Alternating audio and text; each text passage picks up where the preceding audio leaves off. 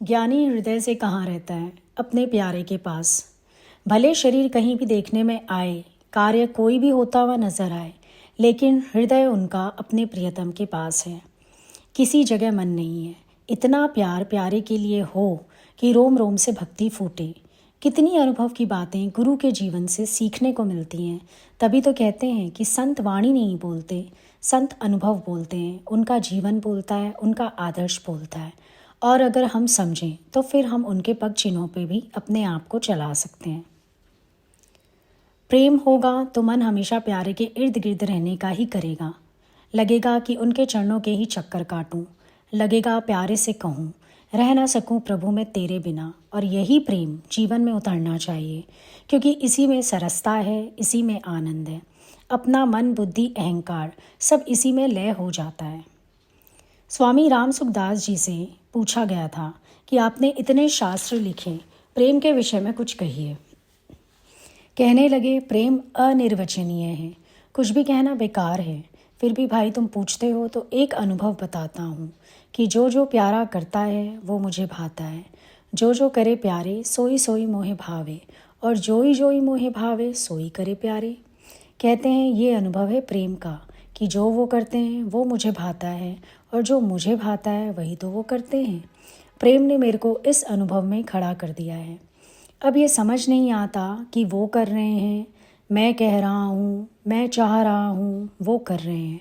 इतनी एकता हो गई प्रेम में कि मज़ा ही आ गया।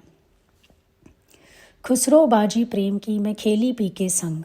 अब जब पी के संग हम ये बाजी खेलते हैं प्रेम की तो मज़ा आने लगता है। दोनों एक हो जाते हैं। खुसरो रात सुहाग की मैं जागी पी के संग। तन मेरा मन पीका दोनों एक ही रंग। सुहाग की रात मतलब मिलाप की रात। यहाँ मिलाप की रात का मतलब है जागृति से। ईश्वर से मिलाप का क्या मतलब है? जागना। ईश्वर का मेरा विचार एक हो जाना। हनुमान जी कैसे जागे? राम की रज़ा में राज़ी हैं, इसीलिए जागे हैं। भरत जी क्यों प्रिय हैं राम को? क्योंकि राम की रज़ा में राज़ी हैं। तो ये जागृति कैसे आती है? जब मेरे को जीवन में प्यारा मिलता है और जब मेरा उनसे प्रेम होता है। अब तन मेरा मन पीका, इस तन में मन भी तो उन्हीं का है। मन उनका कैसे? क्योंकि एक तो उनकी अमानत और दूसरा उनके विचार से ही विचार चलता है मेरे अंदर। अब तन मन रंग गया। ये प्रेम का अनुभव है, ये प्रेम की जागृति है। प्रेम में ये नहीं होता कि हम अपनी मन बुद्धि रख के चलें, जबकि जब तक अपनी अहमता और ममता रहती है निर्विचार अवस्था तो आ नहीं सकती।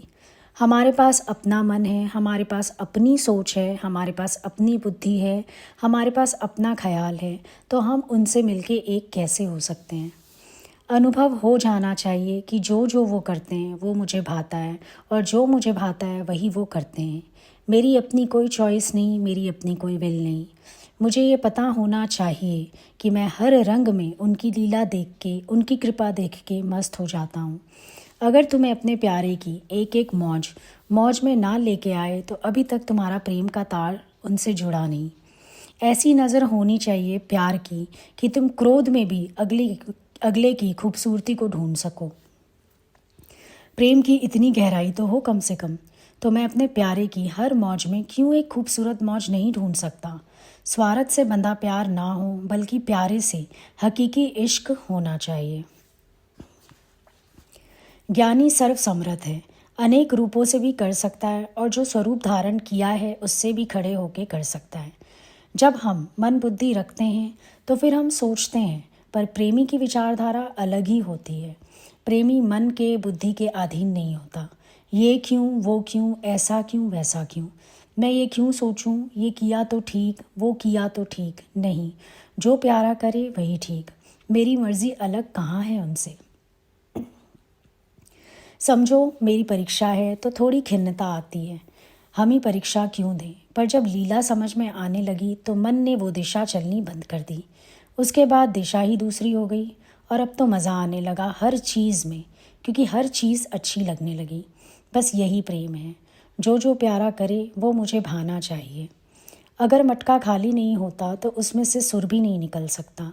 इसी तरह से जब तक हृदय अपनी हलचल से खाली नहीं, अपनी अहमता ममता से खाली नहीं, अपनी सोच से खाली नहीं, तो प्रभु के लीला के स्वर का कैसे आनंद ले पाएंगे।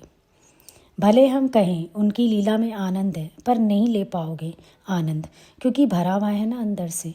भरे घड़े से सुर कैसे निकले? बाँस तोड़ के ले आओ, उसको बजा के देखो, स्वर नहीं निकलेगा। खाली करते हैं तो बाँसुरी बनती है। वो तो रज़ा में राज़ी बनाएंगे तुम्हें, और तुम्हें बनना पड़ेगा। तुम्हें पास बैठा लें तो भी आनंद हो, तुम्हें हट जा कह दें तो भी आनंद हो। ये सब लीला भगवान की है। इतना सुंदर रहस्य अपने भक्त को माया से बचाने के लिए। अब ये क्या, घर गृहस्थी में बैठे हैं, मजबूरियां तो है ही, निभाना तो पड़ेगा। ये क्यों बोलते हो? आप भाग तो नहीं सकते ना। जितना मर्जी वैराग हो जाए आपके अंदर, लेकिन आप उस सिचुएशन से भाग नहीं सकते। माया रहित बनाते हैं भगवान तुम्हें। हर चीज़ भा रही है ना, भाना चाहिए। मेरी मन बुद्धि ना आ जाए बीच में, ऐसा क्यों वैसा क्यों, ये प्रश्न चिन्ह जितने होंगे ना, ये तुम्हारे प्यार में बाधा बनाएंगे। और कोई क्वेश्चन अगर नहीं होगा तो तुम आनंद में ही रह सकोगे। तुम्हारे पास अपनी सोच रखी है, वो तुम्हें कुड़कुड़ाएगी, परेशान करेगी, हलचल में लाएगी। आए किस लिए हो? आनंद में रहने के लिए ना। तो लेकिन हमारा मन, बुद्धि, अहंकार सब हमारे साथ, हमारी इच्छा, हमारी कामना, हमारी लालसा, हमारी वासना, ये सब चीज़ हमारे साथ चलती रहती है, हमें सताती रहती है। और इसी कारण हम उस आनंद का आनंद नहीं ले पाते जो भगवान, जो गुरु हमें दिखाना चाहते हैं।